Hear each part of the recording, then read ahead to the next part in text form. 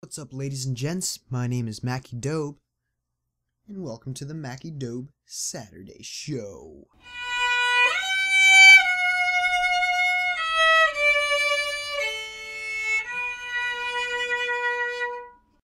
So I'm recording this not on a Friday, not even on a Saturday morning.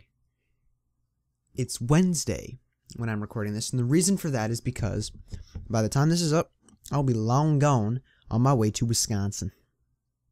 Wisconsin is where I was born, and it's been like 5 years since I've been there, so I'm pretty excited to say the least. I've been working really hard at school this past week, trying to get all kinds of work done, trying to talk to teachers and all that, trying to maintain, trying to get my grades way up there so that I have a little bit of cushion in case there's any missing assignments from me being gone or anything. Although haiku, if you guys don't know what haiku is, it's like online school, it's the best way to put it, should help me complete homework assignments. Teachers can put up homework assignments on haiku, so I should be able to do that kind of stuff. Even still, there's a possibility that something might go miss, so it's good to be prepared. It's good to have some cushion. Man, I love licorice. By the way, I had like the best licorice ever the other day. I'm trying to see. This is Walmart. Oh, what was it? If you guys have ever heard of Daryl Lee soft Australian licorice, it is the softest Australian licorice I have ever had. They don't exaggerate when they say, I've done it, because on the back it says something along the lines, if I've done it, I've made the greatest, softest Australian licorice ever. I was like, yeah, okay, whatever. But I went ahead and I opened the bag and I ate it. It was a little sticky. But I went ahead and I ate it, and oh my god, it's so soft. It's, yeah.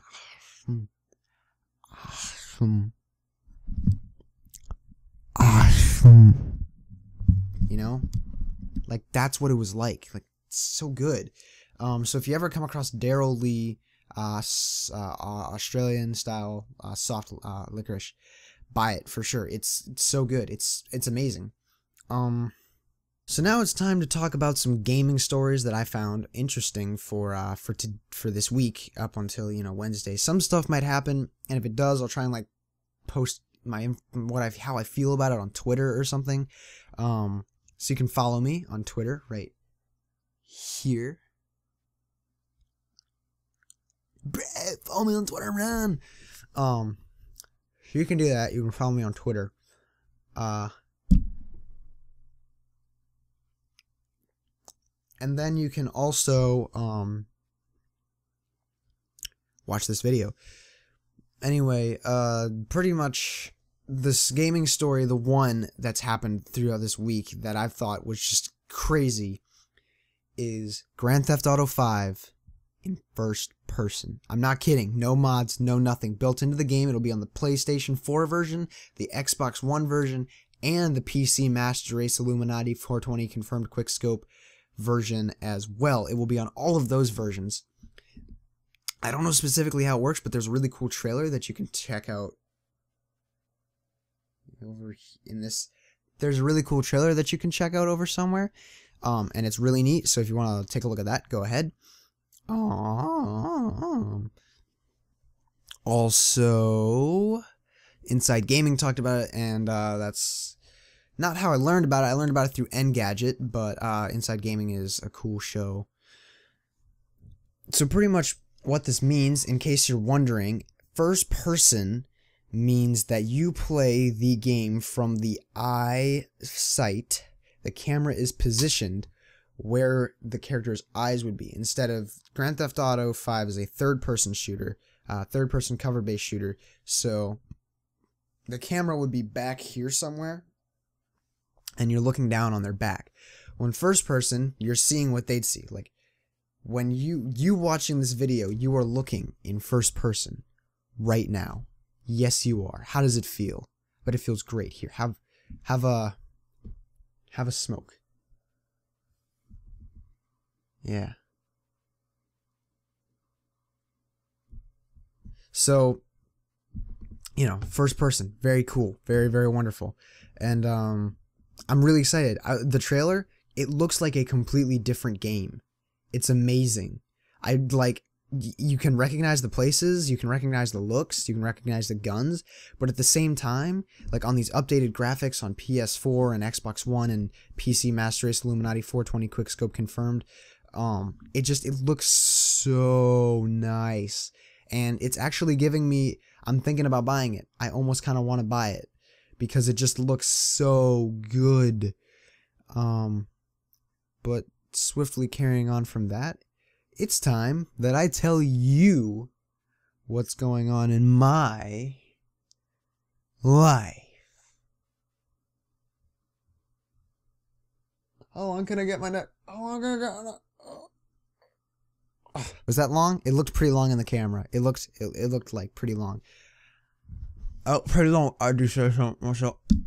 Oh no. What did I do? Oh no. I'm gonna eat the whole thing. So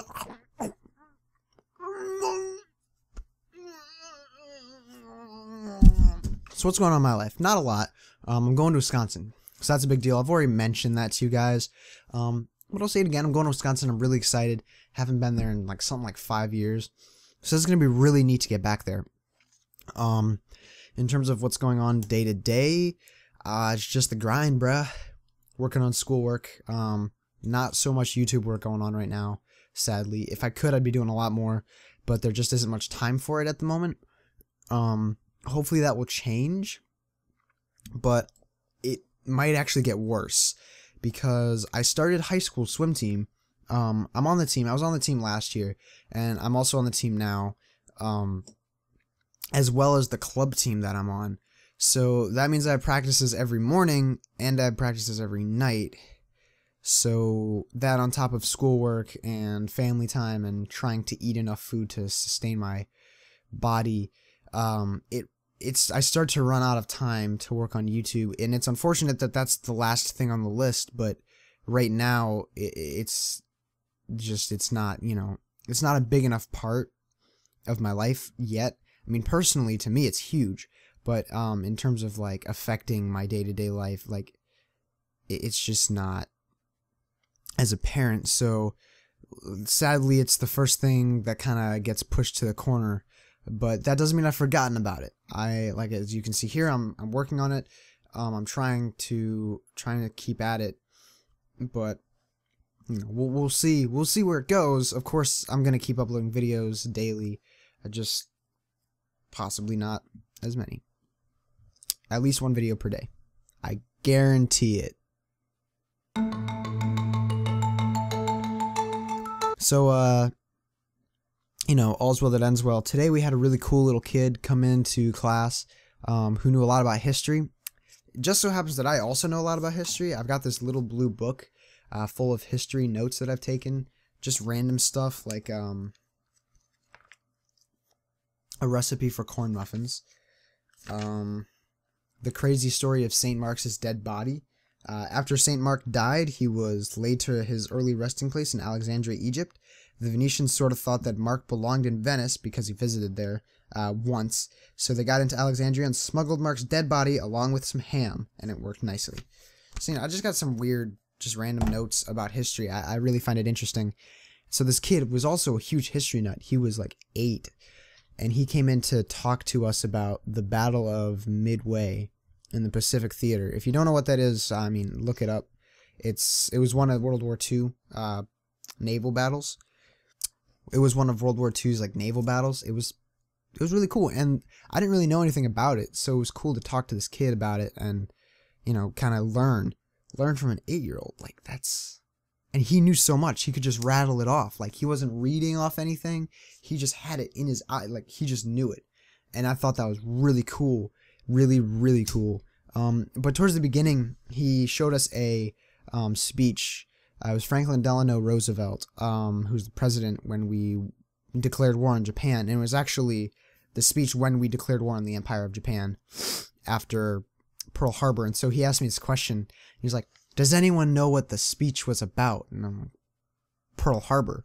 He's like, oh, yeah. Well, do you know who it was? And it's like Franklin Delano Roosevelt. Do you know when the speech was given? Well, if Pearl Harbor was December 7th, 1941, the speech took place one day after Pearl Harbor, December 8th, 1941. He's like, oh, he's trying to stump me now. And he's like, well, if that's true and everything, yeah, FDR, why would FDR always sit down during his speeches? Because FDR had polio. And we just kind of went back and forth with some of these questions. Like, he kept asking me questions. I kept answering them. And some of the stuff, it seems like it would just be common knowledge. Like, I was telling my mom this story, and she's like, that's just normal. Like, people just know that stuff. But really, they don't. I mean, apparently, I was the first kid. This was my 4th period. 4th out of 5. There's only one class after mine. Apparently, I was the first kid all day who knew that the speech was about Pearl Harbor. Come on, my peers. Yo, you gotta step up your history game. Like, really. If you don't... When we're talking about World War II, we're talking about getting into the war, and we're talking about bombings on Hawaiian Islands. Those are the 3 major hints in that speech. Like, what else could it be? I don't know, but apparently I was the first one, so I don't know if I should feel honored or scared, man. Anyway, swiftly carrying onward, he did a great job with his whole presentation. It was really cool. I hope I get to talk to him again. I talk to him about history and stuff, because he's part of the community. So, you know, I'm still reading The Fellowship of the Ring. Hopefully I'll finish that on my car rides, very long car rides on Friday and Saturday today. Hopefully I can finish that book up.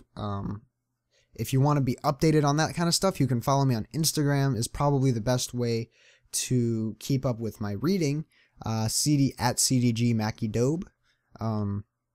So if you haven't already followed me on there, you can, to keep up with my trip and all that stuff. You don't have to. I'm not saying that you really have to.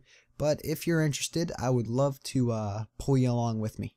So, yes. All right. Well, now it's time for the week of the drink. It's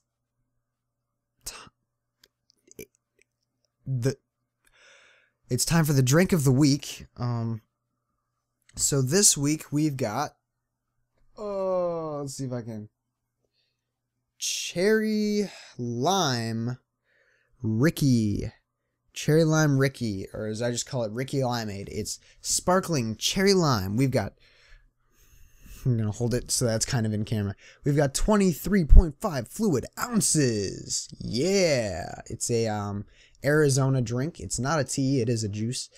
You can visit them at www.drinkarizona.com. It contains 10% juice.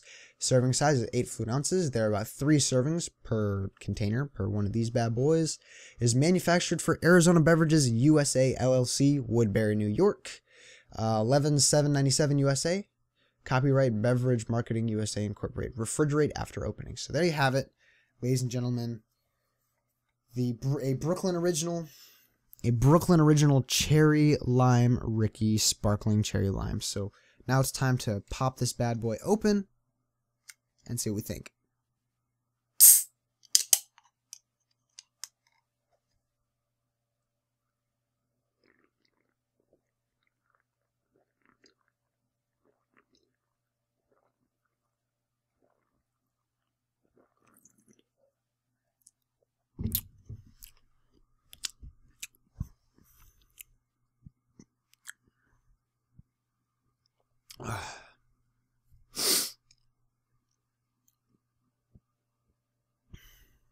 Yeah, there's a very, it's very fizzy, you know, a lot of carbonation in there, which can turn some people off. To me, I don't mind it so much. I kind of like the popping feeling on my tongue, honestly.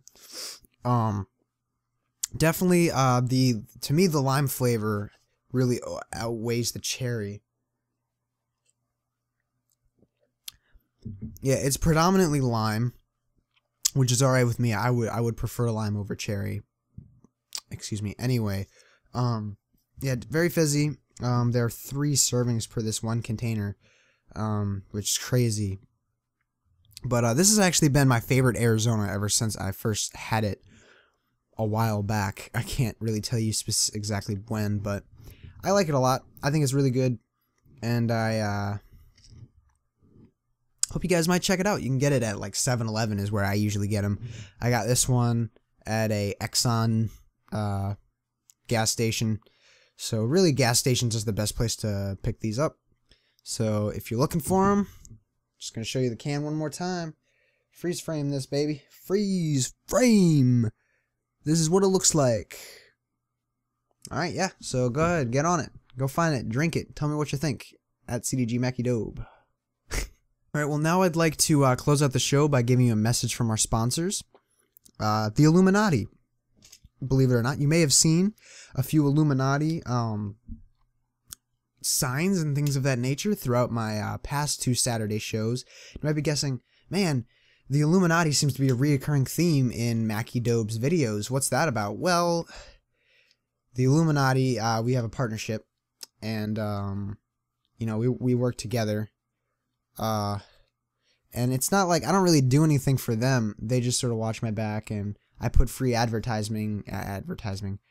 I put free advertising in their video, in my videos for the Illuminati, and I'm sure they appreciate that. I think. I don't know for sure. I've never actually talked to anyone from the Illuminati. So, yeah. Mackie Doeb Saturday show, sponsored by the Illuminati.